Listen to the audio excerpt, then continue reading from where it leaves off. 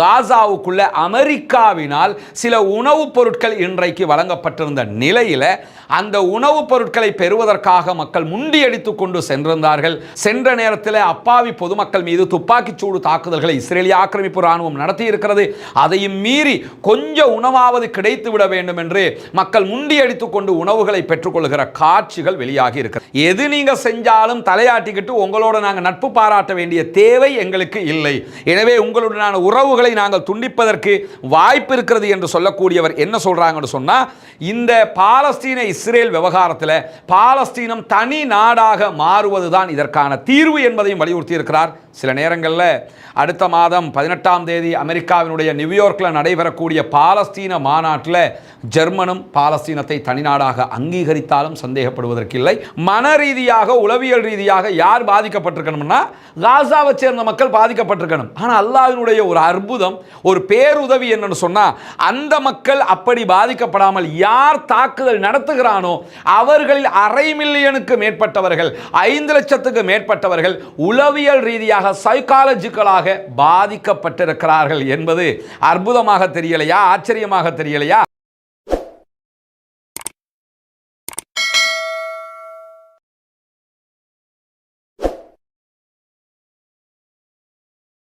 அஸ்ஸலாமு அலைக்கும் வரஹ்மத்துல்லாஹி வபரகாத்துஹு. அன்பிற்கினிய சகோதர சகோதரிகளே, நம் அனைவர் மீதும் ஏக இறைவனுடைய அமைதியும் கருணையும் உண்டாகட்டுமாக என்கிற உயரிய பிரார்த்தனைகளோடு பாலஸ்தீனத்தினுடைய காசா மீதான இஸ்ரேலிய ஆக்கிரமிப்பு இராணுவத்தினுடைய தாக்குதல்கள் ஆரம்பித்து நாளைய தினத்தோடு காசாவினுடைய யுத்தம் 600 நாட்களை தொட இருக்கிறது. ஆனால் 600 நாட்களாகியும் இந்த நிமிடம் வரை பாலஸ்தீன விடுதலை இராணுவத்தை இஸ்ரேலிய ஆக்கிரமிப்பு இராணுவ வெற்றி பெற முடியவில்லை. அதே போன்று பாலஸ்தீனத்தில் நடக்கக்கூடிய அப்பாவிகளுக்கு எதிரான அந்நியாய தாக்குதல்களை சர்வதேசத்தில் இருக்கக்கூடிய எந்த நாடுகளாலும் தடுத்து நிறுத்த முடியவில்லை. அரபு நாடுகள் கைகட்டி பார்த்து கொண்டிருக்கிறது. ஐக்கிய நாடுகள் சபை அறிக்கைக்கு மேல் அறிக்கை வெளியிட்டுக் கொண்டிருக்கிறது.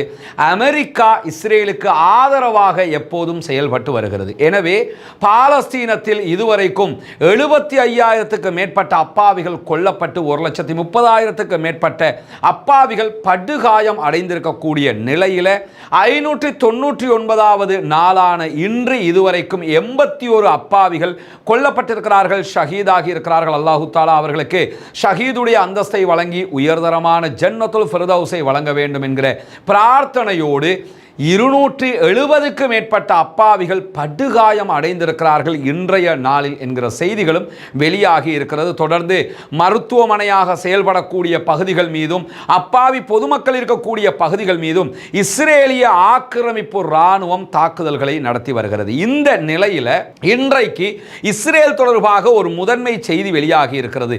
அது என்ன செய்தி என்று சொன்னால், காசா மீதான இஸ்ரேலிய யுத்தம் ஆரம்பிக்கப்பட்டதிலிருந்து இதுவரைக்கும் 500 மில்லியனுக்கு மேற்பட்ட இஸ்ரேலுடைய பொதுமக்களும் இராணுவத்தை சேர்ந்தவர்களும் உளவியல் ரீதியாக மனோதத்துவ ரீதியிலான மருத்துவ சேவைகளை பெற்றுக்கொண்டிருக்கிறார்கள், உளவியல் ரீதியாக பாதிக்கப்பட்டிருக்கிறார்கள் என்கிற செய்திதான் அந்த முதன்மை செய்தியாக இருக்கிறது. இஸ்ரேலுடைய எடியோத் அஹ்ரோனோத், வாலா நியூஸ் ஏஜென்சி, இஸ்ரேலி டைம்ஸ் உள்ளிட்ட பல செய்தி நிறுவனங்கள் இந்த செய்தியை இன்றைக்கு ஒரு முக்கியமான செய்தியாக வெளியிட்டிருக்கிறது.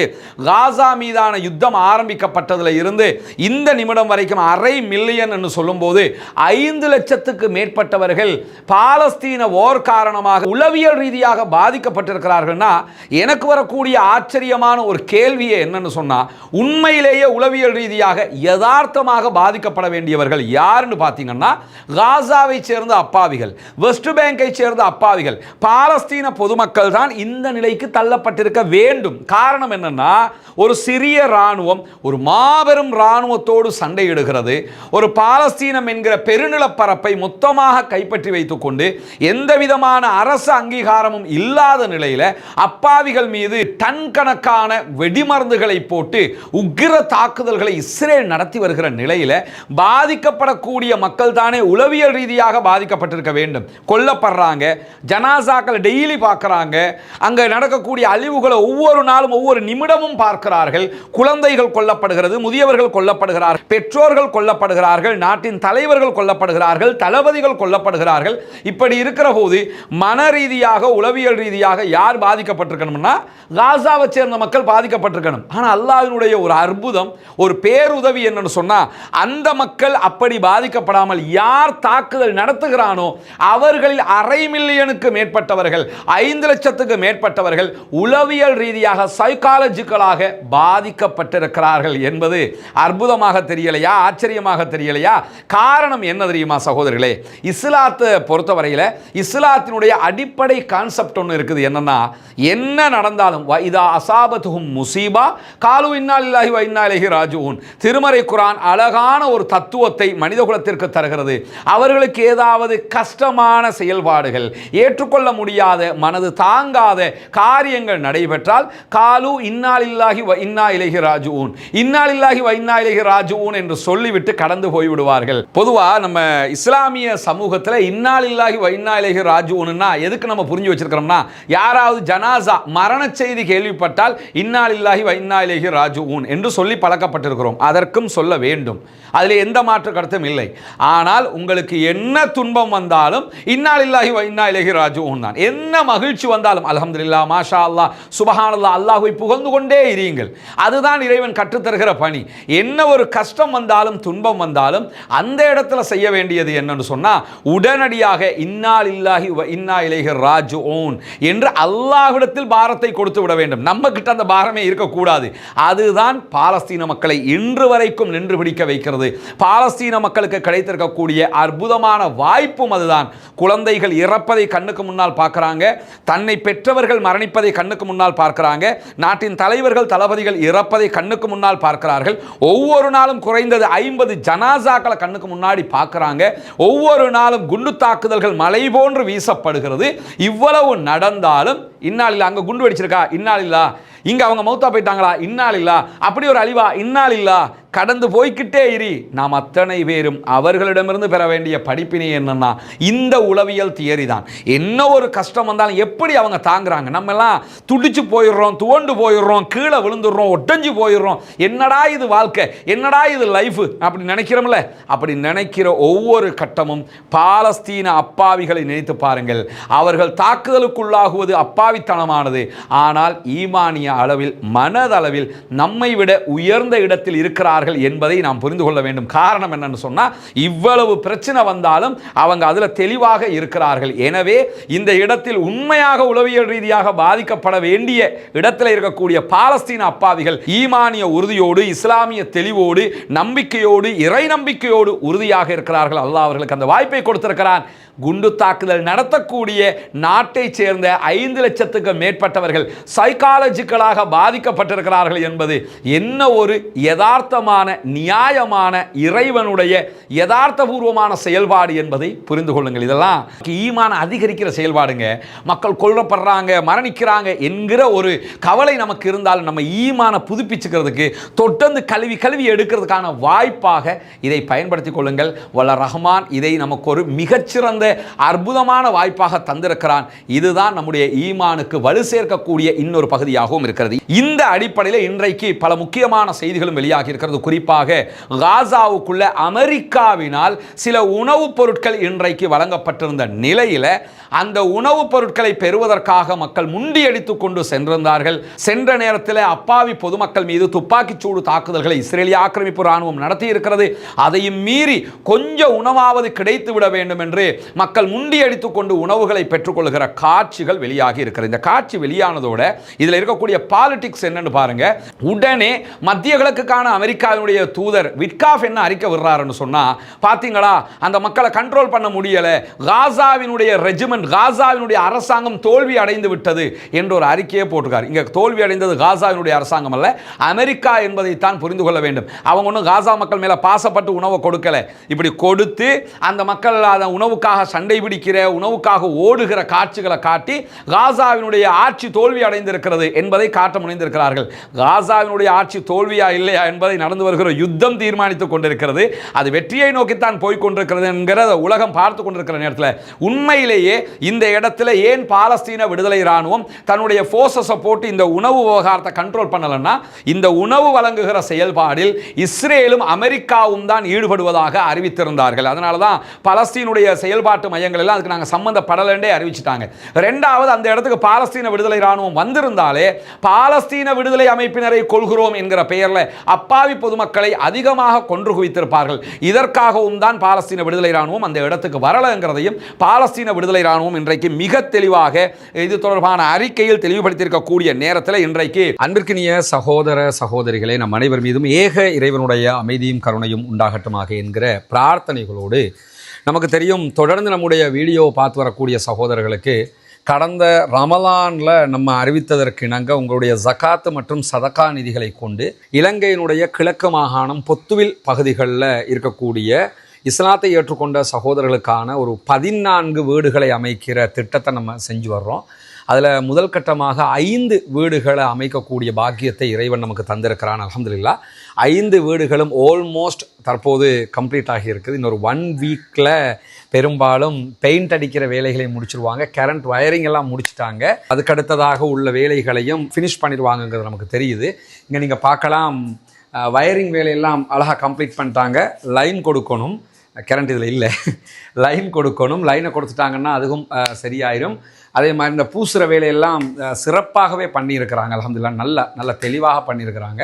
பெயிண்ட் அடிக்கிற வேலை ஓரிரு நாட்களில் ஆரம்பிச்சிருவாங்க. இங்கே எல்லா வேலையும் மேக்ஸிமம் உள்ள வேலைகளை கம்ப்ளீட் பண்ணியிருக்கிறத பார்க்கலாம். கிச்சன் வேலைகளை நீங்கள் அங்கே பார்க்கலாம். கிச்சன் பைப் தண்ணி லைன் எல்லாம் அங்கே செட் பண்ணியிருக்கிறாங்க. இன்னும் லைனை ஆன் பண்ணலை, மற்றபடி லைன் எல்லாம் செட் பண்ணி இருக்கிறாங்கிறத நம்ம பார்க்க முடியுது. இது கிச்சனுக்குரிய ஐட்டங்கள். அதே மாதிரி பாத்ரூம் ரொம்ப சிறப்பாக பண்ணியிருக்கிறாங்க. ரொம்ப கொஞ்சம் பெருசாகவும் இருக்குது. வெளிச்சம் இல்லாததுனால உங்களுக்கு எப்படி இருக்குதுன்னு எனக்கு தெரியல.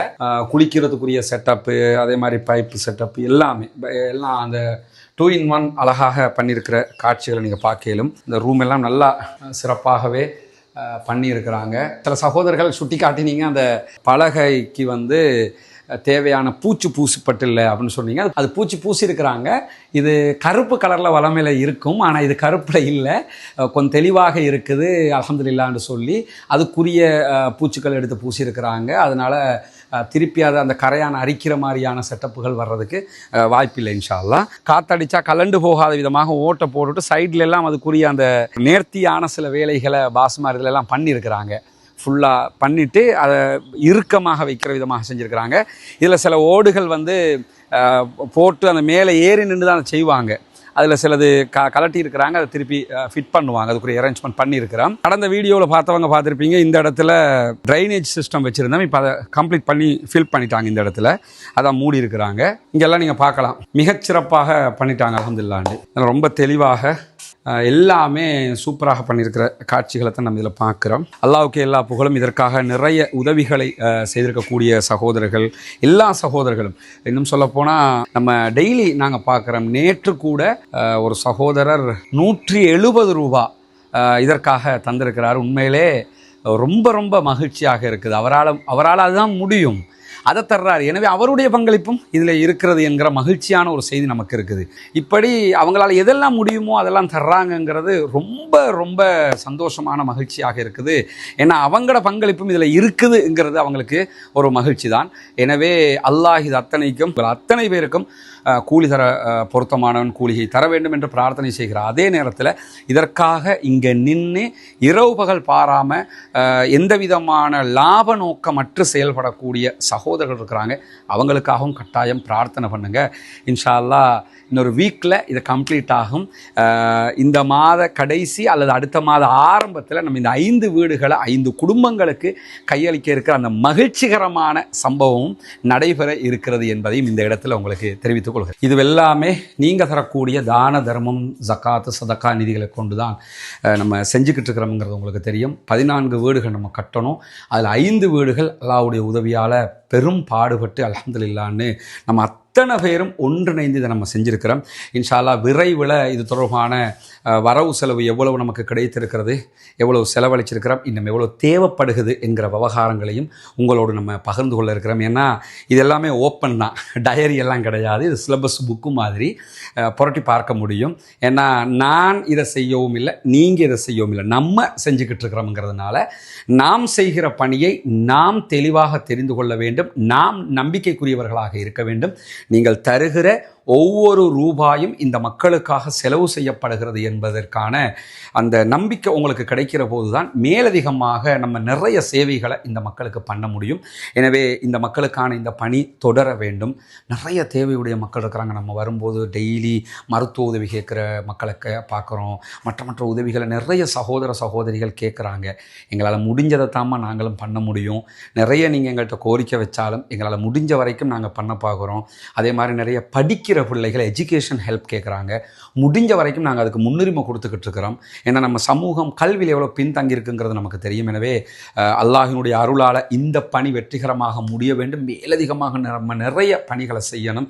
எனவே இந்த பணிகளுக்காக நிறைய உதவிகளை செய்யுங்க. உங்களுடைய ஜக்காத்து தான தர்மங்களை தந்து உதவுங்க.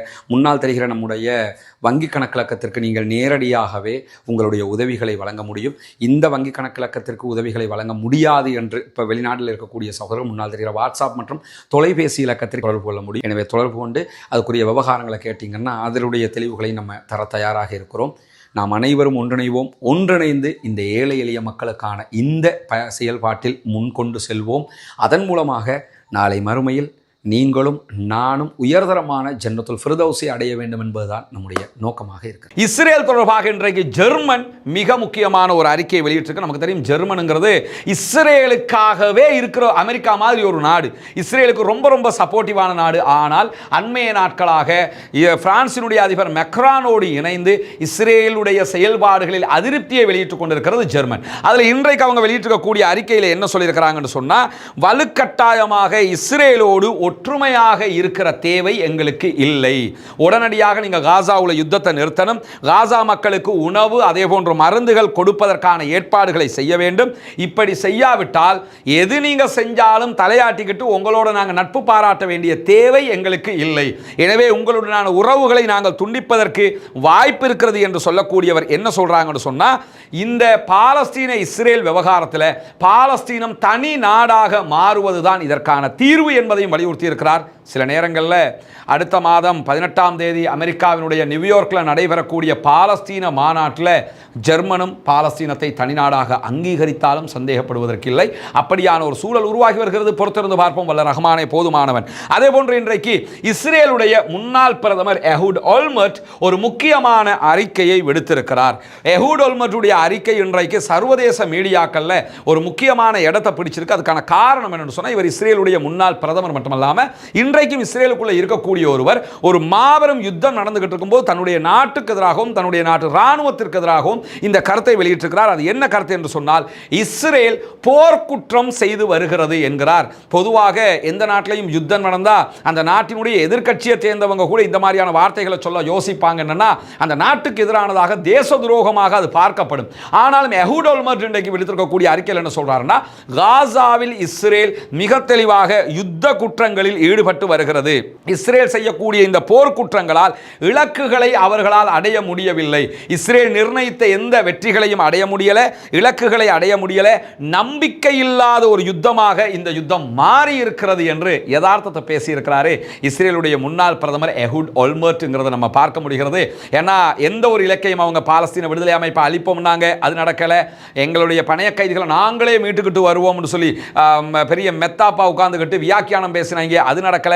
பாலஸ்தீனத்தினுடைய ஆட்சியை கவிழ்ப்போம் என்றார்கள், அது இன்றைக்கு 600 நாளை எட்ட போகிறோம், இதுவரைக்கும் அதுவும் நடக்கவில்லை என்கிறது மத்தியில தான் இந்த எஹூட் ஓல்மர்ட்டுடைய அறிக்கையை நம்ம பார்க்க முடிகிறது. அதே நேரம் இஸ்ரேலுடைய பொருளாதாரம் அதல பாதாளத்திற்கு சென்று கொண்டிருக்கிறது என்று இஸ்ரேலுடைய சென்ட்ரல் பேங்க் இன்றைக்கு ஒரு அறிக்கையை வெளியிட்டிருக்கிறது. இஸ்ரேலுடைய சென்ட்ரல் பேங்கினுடைய ஆளுநர் சொல்லியிருக்கக்கூடிய கருத்தை ராய்ட்டர் வெளியிட்டிருக்கிறது.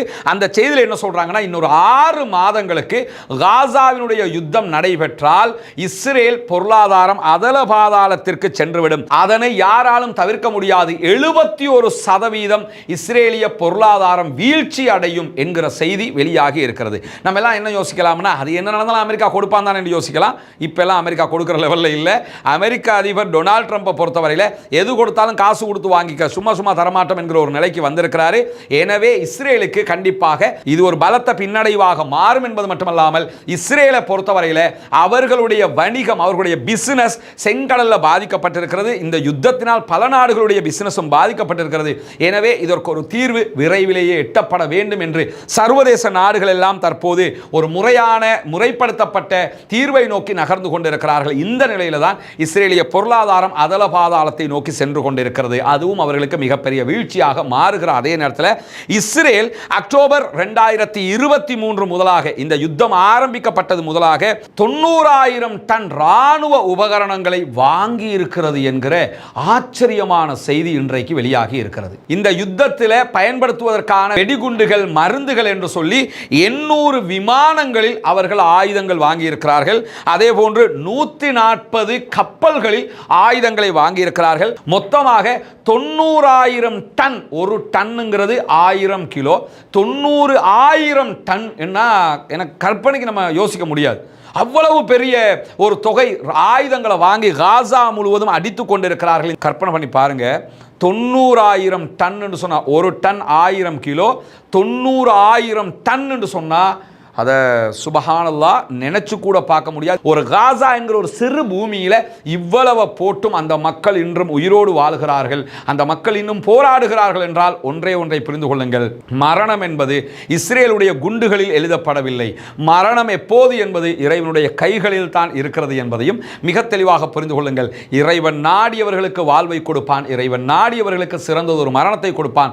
காசாவினுடைய அப்பாவிகள் எதையும் சந்திப்பதற்கு தயாராக இருக்கிறார்கள். 90,000 டன் வெடிமருந்துகள் போடப்பட்டும் அவர்கள் இன்றும் போராடி கொண்டிருக்கிறார்கள். அது ஆச்சரியம் தான். ஏன்னா 90,000 டன் வெடிமருந்துகள் போடப்பட்டிருக்கிற நிலையில் 75,000 பேர் தான் கொல்லப்பட்டிருக்கிறார்கள் என்பது ஆச்சரியமாக இல்லையா? இந்த போடப்பட்டிருக்க குண்டுக்கு 25 லட்சம் மக்களுமே மரணிச்சிருக்கணும். ஆனால் அல்லாஹு தாலா அவர்களை பாதுகாத்திருக்கிறான். மேலும் அவர்களை அல்லாஹு தாலா பாதுகாக்க போதுமானவன். அதே போன்று காசாவினுடைய நகரத்தில் இஸ்ரேலிய இராணுவத்திற்கு எதிரான தாக்குதல்களை இன்றைக்கு உக்கிரமாக நடத்தியிருக்கிறது பாலஸ்தீன விடுதலை இராணுவம். குறிப்பாக இன்றைக்கு அவர்கள் நடத்தியிருக்கக்கூடிய தாக்குதல்கள் தொடர்பான பல விவரங்களை வெளியிட்டிருக்கிறார்கள். காசாவினுடைய கிழக்கு பகுதிகளில் இருக்கக்கூடிய சுஜாயியா பகுதிகளில் இஸ்ரேலிய ஆக்கிரமிப்பு ராணுவத்தின் 4 சோல்ஜர்ஸை இலக்கு வைத்து நடத்தப்பட்ட ராக்கெட் தாக்குதல்களில் அந்த 4 பேரும் ஒரே இடத்தில் கொல்லப்பட்டிருக்கிறார்கள் என்கிற செய்திகளை பாலஸ்தீன விடுதலை அமைப்பு வெளியிட்டிருக்கிறது. இஸ்ரேலிய ஆக்கிரமிப்பு ராணுவத்தினுடைய வாலா நியூஸ் ஏஜென்சியும் இதை ஒப்புக்கொண்டிருக்கிறார். அதே நேரத்தில் அல் முந்தர் தெருவில் பதுங்கி இருந்து இந்த தாக்குதல் நடத்தப்பட்டிருக்கிறது என்கிற செய்திகளையும் மேலதிகமாக அவர்கள் வெளியிட்டிருக்கிறார்கள். அதே நேரத்தில் சுஜாயியாவினுடைய பல பகுதிகளிலும் இன்றைக்கு யாசின் 105 மூலமாக இஸ்ரேலிய ஆக்கிரமிப்பு ராணுவத்தின் பல மெர்காவா டேங்குகள் மீது தாங்கள் தாக்குதல் நடத்தியிருப்பதாக பாலஸ்தீன விடுதலை ராணுவம் வெளியிட்டிருக்கிறது. பல டேங்குகளுக்கு அட்டாக் பண்ணியிருக்கிறோம் என்று சொல்றாங்க. அதனுடைய நம்பர் இன்னும் எத்தனைங்கிறது வெளிவரல, எத்தனை பேர் கொல்லப்பட்டிருக்கிறாங்கிற தகவல்கள் வெளிவரல. சில நேரம் இன்ஷா அல்லாஹ் இதற்கு பிறகு வெளிவரலாம். வெளிவருகிற போது நம்முடைய அடுத்த வீடியோவில் எத்தனை டேங்குகள் தாக்கப்பட்டது, எத்தனை பேர் கொல்லப்பட்டார்கள் என்கிற செய்திகளை நாம் உங்களுக்கு கொண்டு வந்து தர தயாராக இருக்கிறோம். எனவே பல மெர்காவா டேங்குகள் இன்றைக்கு இலக்கு வைக்கப்பட்டிருக்கிறது. ஒரு உக்கிரமான தாக்குதல் இந்த பகுதிகளிலும் நடந்திருக்கிறது என்பதை நம்ம அறிய முடிகிறது. அதே நேரம் பைத்துலாகியா பகுதிகளில் இஸ்ரேலிய ஆக்கிரமிப்பு ராணுவத்தை நோக்கி பாலஸ்தீன விடுதலை அமைப்பு நடத்தியிருக்கக்கூடிய தாக்குதல்களில் வடக்கு காசாவினுடைய பைத்துலாகியாவில் இருக்கக்கூடிய அல் அதார்தா என்கிற பகுதிகளில் தான் 10 இஸ்ரேலிய ஆக்கிரமிப்பு ராணுவத்தை கொண்ட இஸ்ரேலுடைய படைப்பிரிவின் மீது ஏவுகணை தாக்குதலை நடத்தியிருக்கிறது பாலஸ்தீன விடுதலை அமைப்பு. அந்த 10 பேரும் ஆன் தி ஸ்பாட் கொல்லப்பட்டிருக்கிறார்கள் என்கிற செய்திகள் வெளியாகி இருக்கிறது. எனவே 14 இஸ்ரேலிய ஆக்கிரமிப்பு ஷைத்தான்கள் இன்றைக்கு கொல்லப்பட்டிருக்கிறார்கள் என்கிற செய்திகளோடு பல மெர்காவா டேங்குகள் அளிக்கப்பட்டிருக்கிறது. அதனுடைய எண்ணிக்கை தெரிய வருகிற போதுதான் எத்தனை பேர் கொல்லப்பட்டார்கள் என்பதையும் நாம் புரிந்து கொள்ள முடியும். அது மட்டுமல்லாமல் கான் யூனுஸ்ல இஸ்ரேலிய ஆக்கிரமிப்பு ராணுவத்தினுடைய வாகனத்தின் மீது இன்றைக்கு தாக்குதல்களை நடத்தி இருக்கிறது பாலஸ்தீன விடுதலை அமைப்பினுடைய துணை ராணுவ பிரிவு. அவர்கள் வெளியிட்டிருக்கக்கூடிய அறிக்கையில் என்ன சொல்றாங்கன்னா, இஸ்ரேலிய ஆக்கிரமிப்பு இராணுவத்தில் பொருத்தப்பட்டிருந்த ஒரு வெடிமருந்து 3 நாட்களாக கண்காணிக்கப்பட்டது. இஸ்ரேலுடைய வெஹிக்கிளில் அவங்க போய் ஏதோ ஒரு பாமை செட் பண்ணியிருக்கிறாங்க. 3 நாட்களாக அதை அட்டாக் பண்ணுறதுக்காக வெயிட் பண்ணிக்கிட்டே இருந்திருக்கிறாங்க. வெயிட் பண்ணி இன்றைக்கு நடத்திய தாக்குதல்களில் மொத்தமாக அந்த வெஹிக்கிளில் இருந்த அத்தனை பேரும் கொல்லப்பட்டிருக்கிறார்கள் என்று சொல்லப்படுகிறது. குறைந்தது 5 பேர் என்று வைத்துக் கொண்டால் கூட 19 பேர் இன்றைக்கு மொத்தமாக கொல்லப்பட்டிருக்கிறார்கள். அதே போன்று சுஜாயியாவில் இஸ்ரேலிய ஆக்கிரமிப்பு ராணுவத்துக்கு சொந்தமான ஒரு வீட்டின் மீது இன்றைக்கு குண்டுவீச்சு தாக்குதல் நடத்தியதாக பாலஸ்தீன விடுதலை ராணுவத்தினுடைய துணை ராணுவ பிரிவு செய்திகளை வெளியிட்டிருப்பது மட்டுமல்லாமல் இன்றைக்கு பிற்பகல் நேரத்தில் காசாவில் உள்ள கிழக்கு பகுதிகளில் இருக்கக்கூடிய சுஜாயியா பகுதிகளில் ஒரு பெரிய ஜியோனிச படை தஞ்சம் புகுந்திருந்த ஒரு வீட்டை மொத்தமாக குண்டு வீசி அழித்திருக்கிறோம். இந்த நடவடிக்கைகளில் இருந்த அத்தனை பேருமே கொல்லப்பட்டிருக்கிறார்கள். கொல்லப்பட்டவர்களை இஸ்ரேலிய ஆக்கிரமிப்பு ராணுவத்தினுடைய ஹெலிகாப்டர்கள் வந்து சடலங்களை அள்ளி சென்றது என்கிற செய்திகளை சொல்லியிருக்கிறாங்க. நம்பர் படி பார்த்தீங்கன்னா 19 பேர் தனியாக கொல்லப்பட்டிருக்கிறார்கள். இந்த அட்டாக்கை பொறுத்தவரையில் குறைந்தது 10 பேர் என்று வைத்தால் கூட இன்றைக்கு கிட்டத்தட்ட 29 தொடக்கம் 30 பேரை இஸ்ரேலிய ஆக்கிரமிப்பு ராணுவத்தை பாலஸ்தீன விடுதலை ராணுவம் அழித்திருக்கிறது. இது மிகப்பெரிய ஒரு அம்பூஷாக பார்க்கப்படுகிறது, மிகப்பெரிய ஒரு அட்டாக்காக பார்க்கப்படுகிறது. பல செய்தித்தளங்கள் இதை ஒரு முக்கியமான தாக்குதலாக வெளியிட்டுக் கொண்டிருக்கிறார்கள். அல் ஜசீராவாக இருக்கலாம், அல் அரபியாவாக இருக்கலாம், அல்லது பிரஸ் டிவியாக இருக்கலாம். எல்லா செய்தி சேனல்களும் இதை ஒரு முக்கிய செய்தியாக வெளியிட்டுக் கொண்டிருக்கக்கூடிய நேரத்தில் அது தொடர்பான சில வீடியோக்களும் புகைப்படங்களும் வெளியாக இருக்கு. இதை நீங்கள் பார்க்கலாம். இஸ்ரேலிய ஆக்கிரமிப்பு ராணுவத்தினுடைய ஒரு வெஹிக்கிள் வெடித்து சிதறுகிற காட்சி தான் அதில் பதிவாக இருக்கு. அந்த வீடியோக்களை நமக்கு ஒளிபரப்ப முடியாத ரெஸ்ட்ரிக்ஷன் இதில் யூடியூப்ல இருக்கக்கூடிய நிபந்தனைகள் காரணமாக. எனவே இப்படியான பல தாக்குதல்களை இன்றைக்கு பாலஸ்தீன விடுதலை அமைப்பினர் இஸ்ரேலிய ஆக்கிரமிப்பு ராணுவத்தை நோக்கி நடத்தி இருக்கக்கூடிய அதே நேரத்தில் இன்றைக்கு இஸ்ரேலை நோக்கி யமன்ல இருக்கக்கூடிய ஹூதிகள் ஏவுகணை தாக்குதல் நடத்தி இருக்கிறார்கள். 2 பாலிஸ்டிக் ஏவுகணை தாக்குதல்கள் நடத்தப்பட்டிருக்கிறது. அதிலே ஒன்று பாலஸ்டைன் 2 என்கிற வகையான பாலிஸ்டிக் சூப்பர்சோனிக் ஏவுகணையாக சொல்லப்படுகிற அதே நேரம் 2வது வகை ஈரானுடைய தயாரிப்பாக இருக்கக்கூடிய ஜுல்ஃபிகார் வகையான ஏவுகணை என்றும் இன்றைக்கு யமன்ல இருக்கக்கூடிய ஹூதிகளுடைய படைப்பிரிவின் ராணுவ ஊடக பேச்சாளர் யஹ்யா சாரி அறிவித்திருக்கிறார். எனவே இன்றைக்கும் அவர்கள் யமன்ல இருந்து இஸ்ரேலை நோக்கி ஏவுகணை தாக்குதல் நடத்தியிருக்கிறார்கள். இஸ்ரேல் எத்தனை தாக்குதல்களை யமனை நோக்கி நடத்தினாலும் யமன் மீண்டும் மீண்டும் இஸ்ரேலுக்கு எதிரான தாக்குதல்களை தொடர்கிறது. இதுவெல்லாம் ஒரு மிகப்பெரிய அழுத்தமாக மாறி இருக்கிறது. செங்கடல்ல இஸ்ரேலிய இந்த யுத்தம் காரணமாக யாருக்கும் பிசினஸ் பண்ண முடியலைங்கிறதுனால தான் இந்த யுத்தத்தை முடிவுக்கு கொண்டு வரணும்னு அத்தனை நாடுகளும் முயற்சி எடுத்துக் கொண்டிருக்கிறார்கள். இன்றைக்கு வெளியாக இருக்கக்கூடிய பல முக்கியமான செய்திகளை தான் இதிலே பார்த்திருக்கிறோம். பொறுத்திருந்து பார்ப்போம் என்னவெல்லாம் நடக்கிறது என்பதை. நாம் ஏற்கனவே நேற்றைய தினம் அறிவித்ததை போல இன்றைய தினம் பிரான்ஸ் உள்ளிட்ட சர்வதேச குறிப்பாக ஐரோப்பிய நாடுகள் எப்படியெல்லாம் பாலஸ்தீனத்திற்கு ஆதரவாக திரும்பி இருக்கின்றன என்பது தொடர்பான ஒரு தனியான வீடியோவை ரஸ்மின் எம்ஐஎஸ்சி அப்டேட்ஸ் என்கிற நம்முடைய மற்ற சேனலில் வெளியிட்டிருக்கிறோம். பார்க்காத சகோதரர்கள் அந்த சேனலில் அந்த வீடியோவை பார்த்து எந்த வகையான தாக்கங்கள் தற்போது சர்வதேச அளவில் உருவாகி வருகிறது, பாலஸ்தீனம் தனிநாடு அந்தஸ்தை நோக்கி நகர்கிறது என்பதை அதிலிருந்து நீங்கள் தெரிந்து கொள்ள முடிகிறது. அதே நேரம் ரஸ்மின் எம்ஐஎஸ்சி அப்டேட்ஸ் என்கிற அந்த சேனலை சப்ஸ்கிரைப் செய்யாத சகோதரர்கள் சப்ஸ்கிரைப் செய்து கொள்ளுங்கள். ரஸ்மின் எம்ஐஎஸ்சி நியூஸ் என்கிற இந்த சேனலையும் சப்ஸ்கிரைப் செய்யாத சகோதரர்கள் சப்ஸ்கிரைப் செய்து இணைந்து கொள்கிறார். அதே நேரம் ரஸ்மின் எம்ஐஎஸ்சி என்கிற பெயரில் சமூக வலைதளங்கள் அனைத்திலும் ஃபேஸ்புக், எக்ஸ், டிக்டாக் உள்ளிட்ட அனைத்து தளங்களிலையும் நம்மை பின்தொடர முடியும் என்பதையும் தெரிவித்துக் கொள்வதோடு பாலஸ்தீனம் வெற்றி பெற வேண்டும், பாலஸ்தீனம் சுதந்திரம் அடைய வேண்டும், பாலஸ்தீன மக்களும் நம்மை போன்ற நிம்மதியானவர்களாக மாற வேண்டும் என்கிற உயரிய பிரார்த்தனைகளோடு முடித்துக் கொள்கிறேன். வாஹ்ரதா வானா அல்ஹம்துலில்லாஹி ரப்பில் ஆலமீன்.